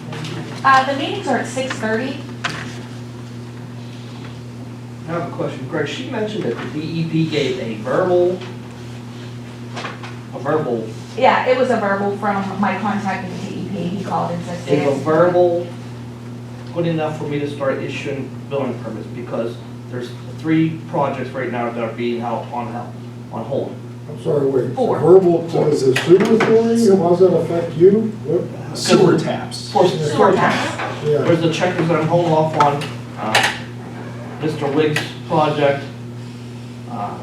There's a Checkers, the plate mill project, Plate and mill all washed project. up car wash. all washed up car wash, and then I just received another one for, Shouldn't hold up building permit. yeah, sure it does. You gotta have a sewer line. Gotta have a sewer line without having being able to. I mean, occupancy, well, I Building don't permit. know. So are you asking, Is a verbal, or do I have to wait for a signed copy?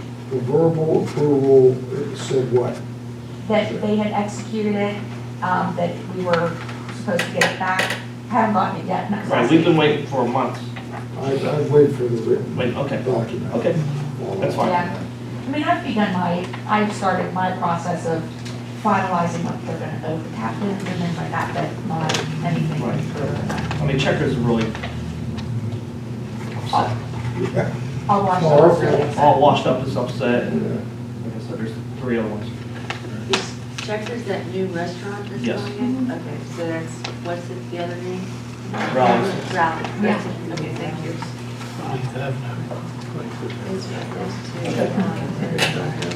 anything else, Jack? No, that's, I mean, I would be willing to answer any questions anybody has. Any other questions? No. Thank you. Thank you. Thank you for coming. No problem. Okay, any public comments? Let's start back at the public comments now after the meeting. Anyone like to speak? Sir, please give us a comment. Back out for you. Thank you. Jim Barga, 212 East 21st Avenue. I've lived on 21st Avenue virtually my whole life. Did move up into the park area for a little bit, and then I moved back to 21st to the street I lived on, and I currently raise my son there now. I come with a couple issues this evening. One, just sitting here watching, I've been to multiple council meetings, and actually my job, I work for local government where I sit here, and I sit in these positions here.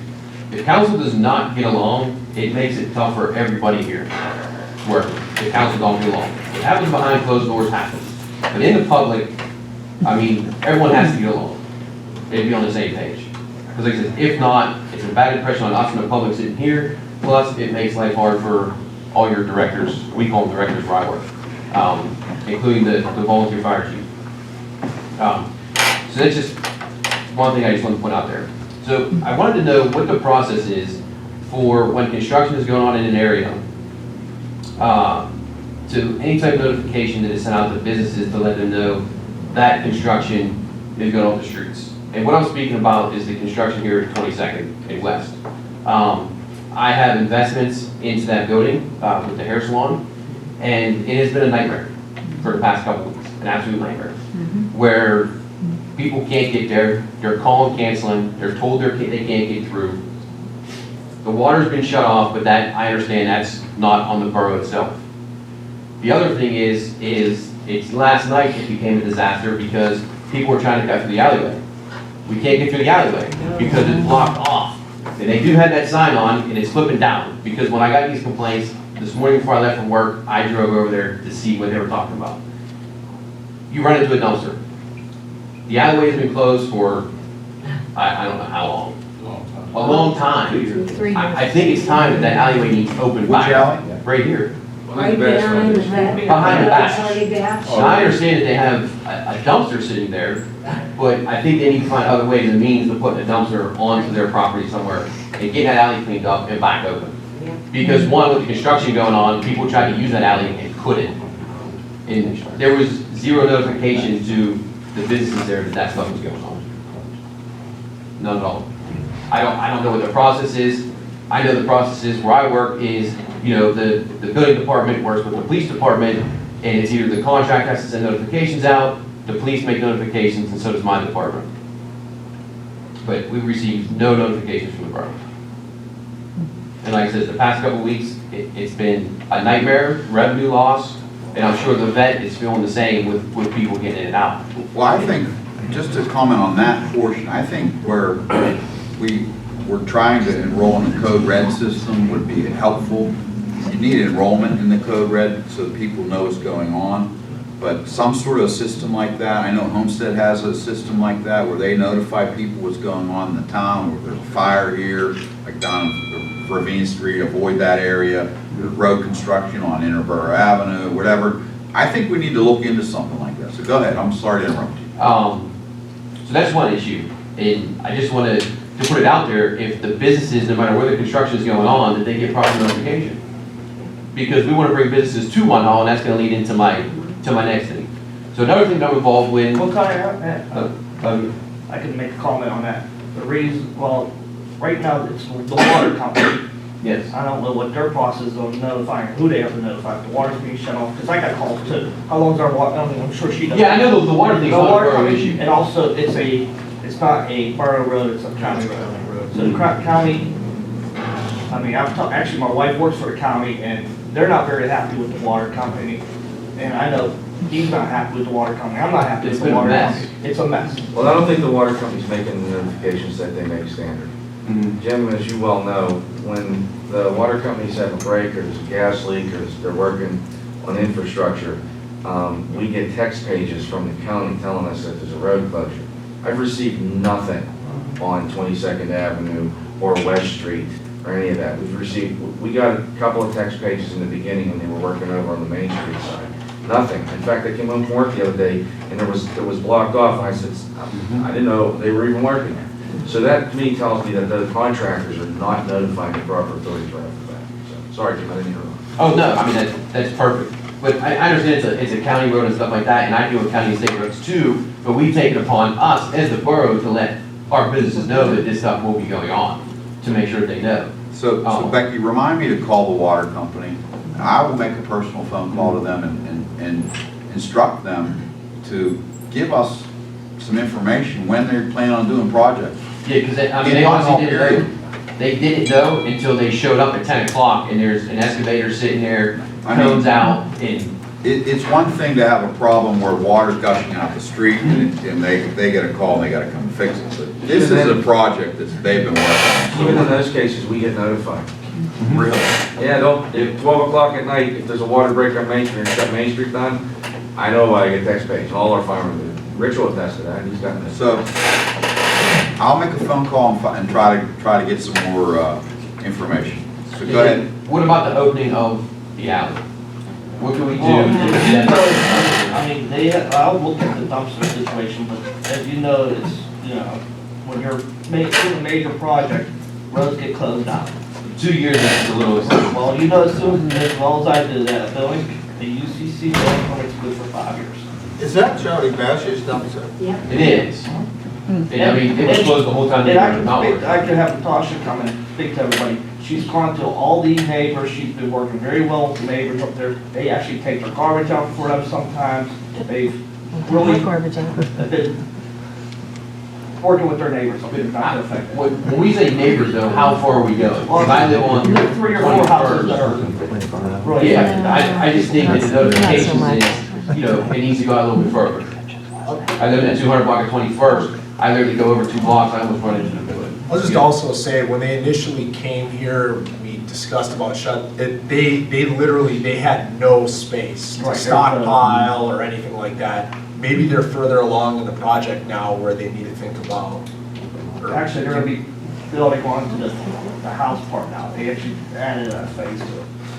Are they going to? I'm not arguing that. Are they going to repair the alley there? Yes, they'll replace the whole. Yeah, the whole alley? Well, with pave. Good. Okay. Yeah, and I understand it happens, I'm in the business, but I just think it's been too prolonged at this point. I agree. And then with the construction, it's just making it tough. With the pandemic, they were, as you know, with supplies and that were out on the back thing, and also funding. They were waiting on grant money. Yeah. It might Even in be those worth- cases it where might be they're worth gonna put the stuff in that Well, there was alley. there was really, like he said, we had meetings with them and. They had no space, but now things are different. It might be worthwhile even just asking them, could you provide us with a schedule when you think the alley could be back open? Yeah, I'll talk. And I think it's one thing to say they're removing the garbage, because I talked with them about that also. But it's not just a matter of garbage. It's the fact that that was a through street, and like you're saying, when West Street is all backed up, Well, you need to get to those businesses. Yeah. And But it somebody needs to was be either able that to- or block off, you know, I mean, which they did sometimes block off one lane, and they had, Yeah, one night, but then. outside, but they would, I mean, it's tough. Yeah, you know, it's, if it wasn't that, alternately, we could have been dealing with the closure on West Street for the last We 2 didn't want years. to, yeah. Yeah. So Dave, why don't you survey the situation, go over there and see what's going on, take a look at it, and report back to everyone, that's all. That's fair enough. Anything else? Yeah, so bringing it into the business is, I'm involved with a couple other people they're all from the Munhall area. We have some real estate where we flip houses, but when we flip them, we completely gut them, and Dave can actually vouch for that. We've done multiple ones over the past couple of years. So when I sit there and think about what we're putting into these houses, we're not slapping a coat of paint on them, we're not just putting a sticker on our panel box that we rewired because we removed the knob and tube in the basement. I mean, it's a complete gut. We're probably this last house that we had some permits pulled on. I mean, it's one that probably could have virtually been torn down. So what we're getting to the point now is we're starting to rethink kind of our strategy on how we're going to move forward and move on with other houses. One is, I was at the budget meeting and there's been a tax increase. And when we look at the tax increases, you know, I'm 35 years old. A lot of my generation and older and younger have all moved. And I'm sure most people are aware of that, where they're moving to different communities, to Jefferson Hills, Pleasant Hills, Baldwin. And yes, some of their property values are more, but if I take a property value considered to mine and move out there, I'm just gonna use my brother, for example, he's paying 11 mils less than what I'm paying here on my house on 21st, 11 mils. Their infrastructure is absolutely beautiful. Their school district is great. And when I look at one of the houses I'm working on now, on 11th Avenue, is, you know, we have what those playgrounds behind Munhall number 1, and I believe the fire department owns one now, the borough gave it to them. I'm not 100% sure, but I don't care who owns it, but, you know, what are we doing in some of these other neighborhoods? So I hear we're saying, you know, we're gonna put some, we got this grant, we're gonna put some money into Troutman in Vine Street, right? And Troutman has been redone in the past, thankful to Campbell, same with Westfield, and same with the softball association. And especially the softball association, they do a great job at maintaining that, the field part and everything up there. But, you know, those have been redone, and then in the lower end, what has been redone? So like my selling point on a house now, and I'm not here to make $1 million on a house, right? We're a group from here, we're looking to make these houses owner occupied and get some of these houses back on the tax base. We don't do rentals or anything. My selling point really is just, right now, is the real estate market has been great for the past year or two. What happens when that real estate market goes back down? What is my selling point when the infrastructure is completely failing in those areas? And we have, I mean, we've invested a lot of money into some of these houses. So it starts to make us think is, should we move on to another one? We're not sure. We sit there and debate. Which leads into another thing is when I talk about the businesses is Main Street. So I have some investments in a business in this, it's within the city of Pittsburgh limits. It's kind of unique. It's food and drinks, not alcohol. We're not into the bars and stuff like that. We're looking to open up a second location. My business partner in that is from Munhall, grew up on 10th Avenue, still lives there today. One of the places that we thought about, because we looked at different areas, was bringing it to Munhall, and we've actually looked at a couple of spaces on Main Street. And just with, you know, we haven't had much business luck with I should say, the borough hasn't been real borough friendly. The borough hasn't been real friendly with us at the hair salon over the years on certain issues. But I kind of came today, and my partner couldn't make it, but we're looking at some, as I bring some of these issues up, is some convincing. What can this council do to convince us to bring our second location here before we make a decision? Because we haven't finalized no leases or anything, but we're looking into it. And then we talked, the meeting we talked about, we're going to apply for a grant to try to redo Main Street. You know, we might only be able to do a block. Well, what's the plan for the rest of the blocks?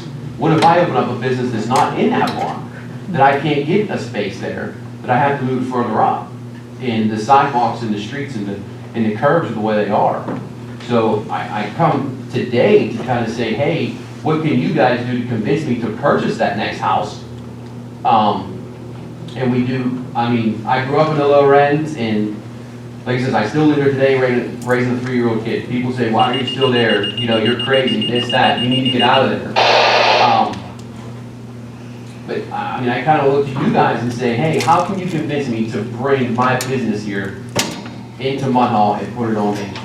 Or for me to buy that next piece of property to put it back on the market? Mr. Solicitor, is there any tax breaks for new businesses that can be done by a borough? I don't know. Well, Florida, I don't know if I think we had that at some point. Yeah, I'm not really looking at a tax break because we want to put money back into the community, and that's why we do these houses. But when we talk about the infrastructure, is like, what's the plan here? What are we going to do? Here's one thing you have to look at. Munhall is a bedroom community, per se. There's not a lot of business. It's not dominated by business. We have a waterfront now, which is awesome. It's so close to the waterfront. It's so close to the city of Pittsburgh. So that's what makes Munhall such a great area. We have sidewalks. You go to West Mifflin, they don't have sidewalks in their town. So that's a plus. We have a great Main Street area. It needs help and it needs some work, but we have one of the nicest main streets in western Pennsylvania. Go up to Mount Lebanon, go to elsewhere. They have the same thing. They're a little more commercialized than us, but we have a great Main Street area. We need to promote it a little bit more, and we need some more investment into Main Street.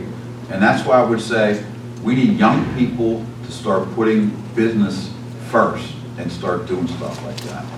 And if there's any way and we need to help the businesses on Main Street as well with snow removal. We need to make sure that Main Street's clear first. We need to make sure that things are accessible there. We need to make sure we don't lose our state school. We need to make sure we don't lose our post office. That's the hub of our town right now. We've lost our banks, all the banking, we've lost that stuff. We still have a bank.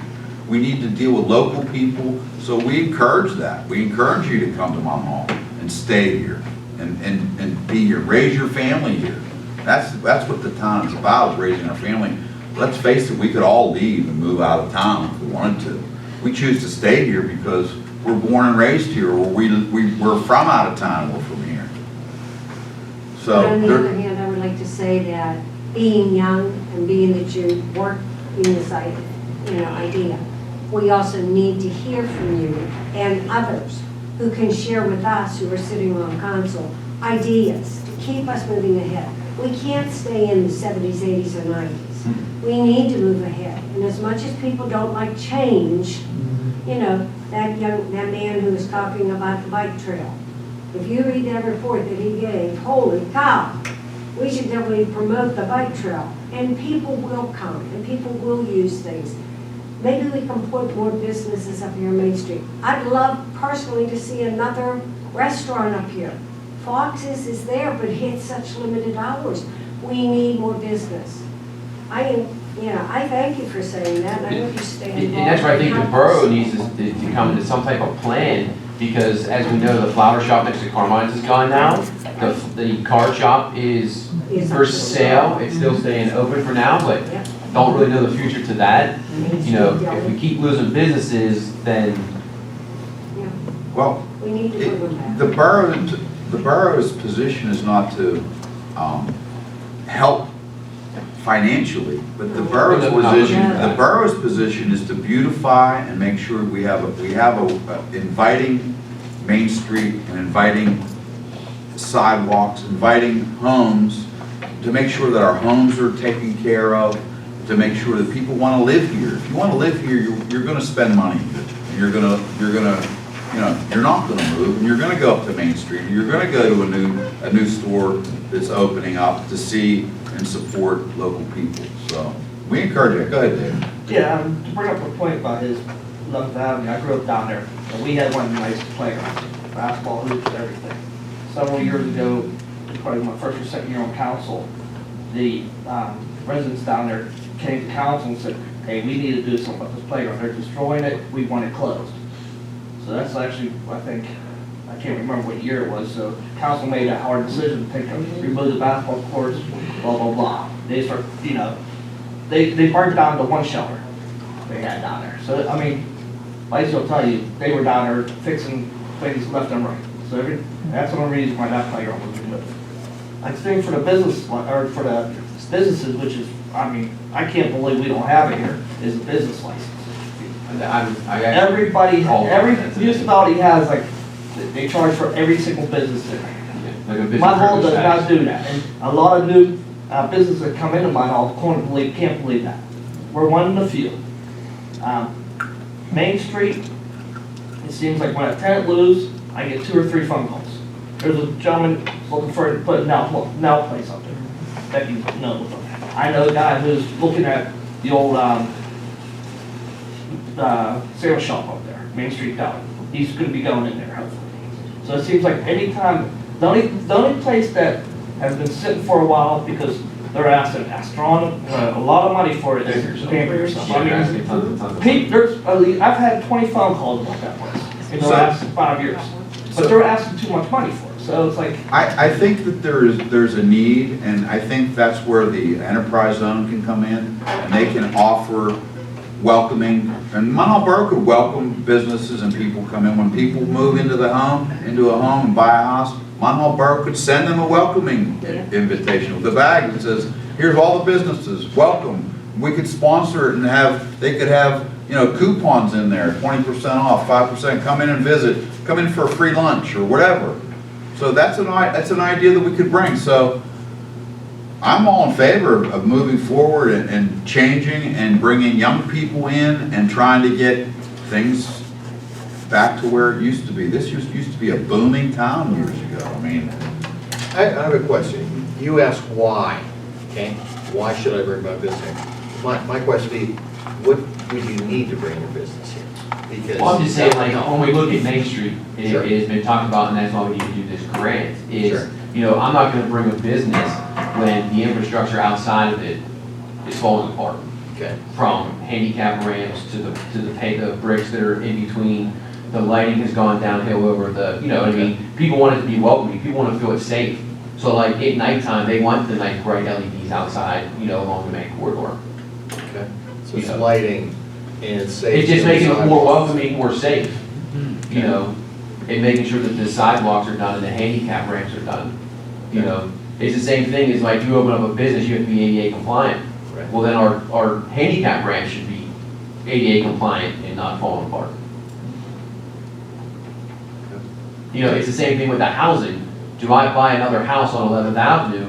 Right. And right now I have a 3-bedroom and it's, what is it, it's 3 bedrooms and we have 2.5 baths in it, which it can sell to a nice family, you know, someone trying to raise their family. But around that area, it's like, where do you take your kid to play? It's like me. I don't have anywhere to take my kid down here to a park. You know, if I go to the softball fields to watch my niece's game, I take him and he plays on the jungle gym that's been missing the thing, and they said that there was, you know, problems trying to get that piece. But, you know, I take him elsewhere most of the time. Because like we said up in Troutman, their swing's missing, you know, that haven't been replaced.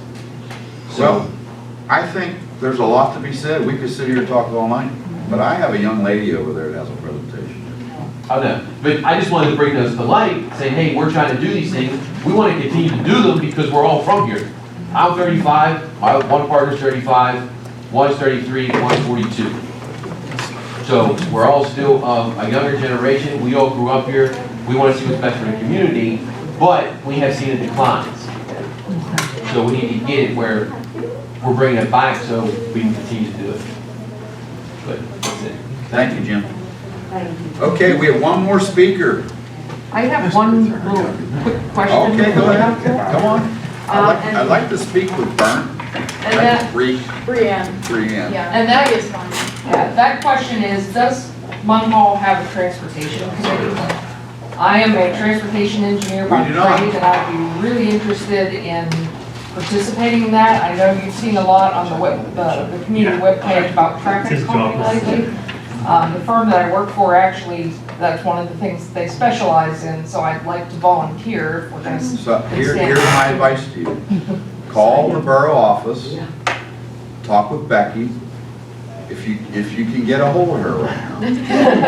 I have her email now. Well, Yeah, that's fine. email her confirmation, and we're more than happy to, our vision here is to change our website and really get some people working on our website and get information out to the people, and you're more than welcome to volunteer and be part of our town and do whatever you'd like to do. We're never gonna say no to it.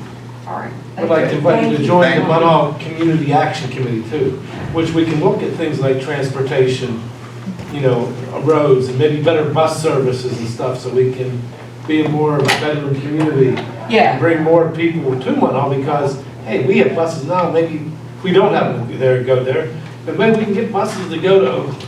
Right, yeah. And get, you know, grad students that wanna live, you know, rent a lot cheaper in Munhall than they can rent in Oakland or Southside.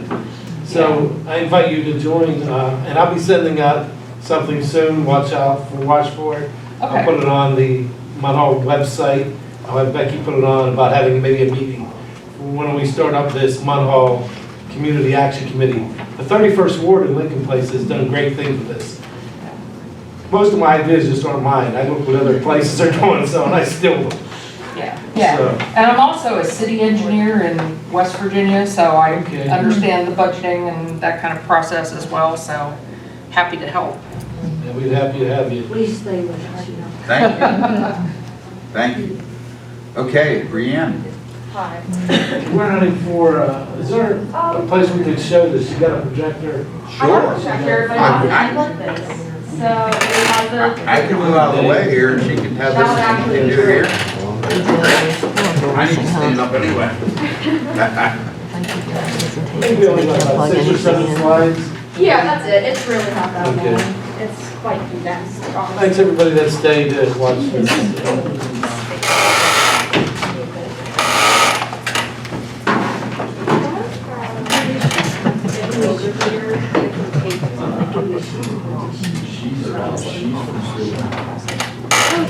The outlets don't take like this has a bottom one. There's no free frog plugs in here. Okay, well, you guys get to listen to me talk for a while then. So, I apologize in advance. No. Oh, wait. Oh, no. I was going to say. Okay, so. I'll just bring us up here then. I also have a handout that you can send all you guys in the morning that you'll be getting in the morning. Okay. When I get Wi-Fi, because I apparently don't have service here. Okay, so my name is Brianne Francis. I met with Representative Austin Davis in March of 2021, which is a while ago. And it was some forum thing that my history teacher had invited myself and 2 of my friends to, and he had mentioned that when he was in high school, he had been on a Mayor's Youth Advisory Council, gave me a bit of information, I did my own research, contacted Mayor Pulse, and I'm here now. A little bit about me, I'm in all but 2 of Steel Valley High School's clubs. So, in quite a bit, we had club pictures today, so I was in the auditorium for a good hour. SAD, which is Students Against Destructive Decisions, Student Government, where I'm an officer, Art Club, French Club, Choir, where I'm also an officer, Prom Committee, and I'm in the Color Guard Marching Band. So, Wow. You're busy. I know. And you're a junior? I'm a junior, yes. Thank you. But the reason I wanted to start this council was mainly, even just being here tonight, it has proved so many of the things that I wanted to start with this. Like, Councilwoman Fry, you said that we need to get young people in here to start helping with these decisions, and that is almost the exact purpose of what I want this council to be for. I have on my slideshow to bridge the gap between school/youth and local government. There is a very large disconnect because you see people coming up and having all these concerns. We have our concerns too, and you guys on the council represent us just as much as you represent any of the people that are sitting in your audience. So even though we can't vote, we can't be on council, we can't endorse you for your next election, but we can give you our voice and show you what we're seeing. This is also to teach used about how our municipalities govern. Before this, I hadn't been to a council meeting, I'll be perfectly honest. But I am interested in learning new things like that. When I get older, how can I be expected to say, if I want to join my local council wherever I end up moving to, how can I expect to do that when I don't even know how it works? So I think teaching youth how our municipalities work and how our boroughs work and how everything works that basically governs their day-to-day lives is really beneficial for them. Other benefits for students, leadership opportunities. There are a couple of those in the high school. I'm, like I said, an officer and a couple different things, but besides that, it's the same kids that get elected to every position. It's the same kids that run for all of them. So you're shaking your head like, oh, you know. Give a busy person something to do, and they're the ones who do it. Exactly. I can't. And that's honestly why I'm here, is because there are two other kids, I'm not going to name them, but they were in that meeting with me, with Austin Davis, and with other kids from McKeesport and another school. They didn't do anything. They're like, oh, that's a cool idea. You want to email someone about it? No. So it's the kids that ended up taking the initiative that ended up doing everything. So, hi, I'm one of those kids. That's why I'm here. Networking in the community with local officials. I think just for myself, being able to meet the people on council and being able to meet people in this town, it will give me, honestly, a leg up when I try and go applying for places. Because when I even talk to Mayor Pauls, I'm like, yeah, I want to do this. And he went, oh, like the Boy Scout troop, because my boyfriend's an aspiring Eagle Scout working on his Eagle Scout project. He went, oh, Troop 4. You know, Ray Highland. And I'm like, oh, yeah, like everyone's great friends and stuff. So, yeah, I'm assuming you know Ray then. From that little laugh, but just like everyone here knows each other, so I think being in a town of this size, knowing as many people as you can, is just very beneficial for you. Also, community service hours, Steel Valley, being 30 up and to graduate, so kids that get involved will also have one of their graduation requirements, and just helping the community. We already had 2 ideas for events, one of them more in the works than the other. Early April, having a voter registration drive for available students, so that they can not have to go anywhere, just at lunch table, be like, hey, you 18? Yeah, cool, you can vote. They're just here to get everything done, and that way they don't have to go out and do this, that, and the other thing to get registered to vote. Also, April 22nd is Earth Day. Munhall softball's opening day is April 23rd. So I think those 2 things coincide perfectly. Have a giant community cleanup night at Woodhill. Everyone cares about sports here. Like, it's our big thing. So why, I don't think there will be any problem getting participation and getting Munhall families to go up there and help clean up Woodhill and get it looking appropriate for an opening day that's going to have all these teams and all these people there. Also, I have my email, which I will send to Becky so she can forward it to you with the handouts. But that is it for me. So thank you for having me. And we'll see you next month. Yes, yes. No, I was actually, the initial meeting at the school Oh, the initial is meeting? March 10th. Yes, the initial meeting is March 10th. Anybody wants to come is invited. Yes. It will probably be in the high school conference room. If you don't know where that is, security can direct you. I have flyers and everything up already. I also have a QR code that is on the flyers that I have for said interest meeting. That you guys can scan with your phones. If you have an Android, you'll probably have to download a QR app or something. It doesn't take up that much space. You just point your camera at it, it brings up a Google form, you fill out your name, your email, your grade. Well, you don't have grades, but I have other for that. And then all these different things to get people interested and basically like get a head count and see who all we have that would be willing. Is that great? What do we schedule for 2:45 right after? Yeah. Okay. 2:45 on March 10th, which I will also include with that handout. Anybody from council, the stable wants to come, get involved, let me know. So come buy me pizza. I'm also bringing How do you brownies. get kids to come to? You offer food. Offer food, right. Yeah. Thank you, Brianne.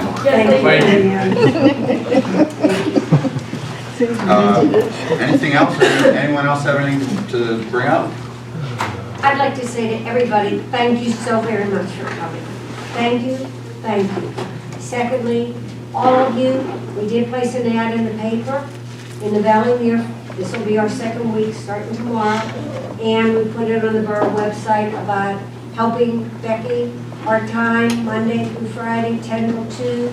If you know anybody to answer the phones, to help with filings, if she didn't have to do everything, we could get somebody in there to help her. Somebody might be looking for just that, getting kids off to school and be home before they get home, and please pass the word. Because she needs help and we need to get somebody. Thank you. Thank you. Okay, I need a motion for adjournment. Unless someone else has a minute. Congratulations, Chief. Congratulations, Councilman. I make a motion to adjourn the meeting. Second. Second, there we go. Motion adjourned.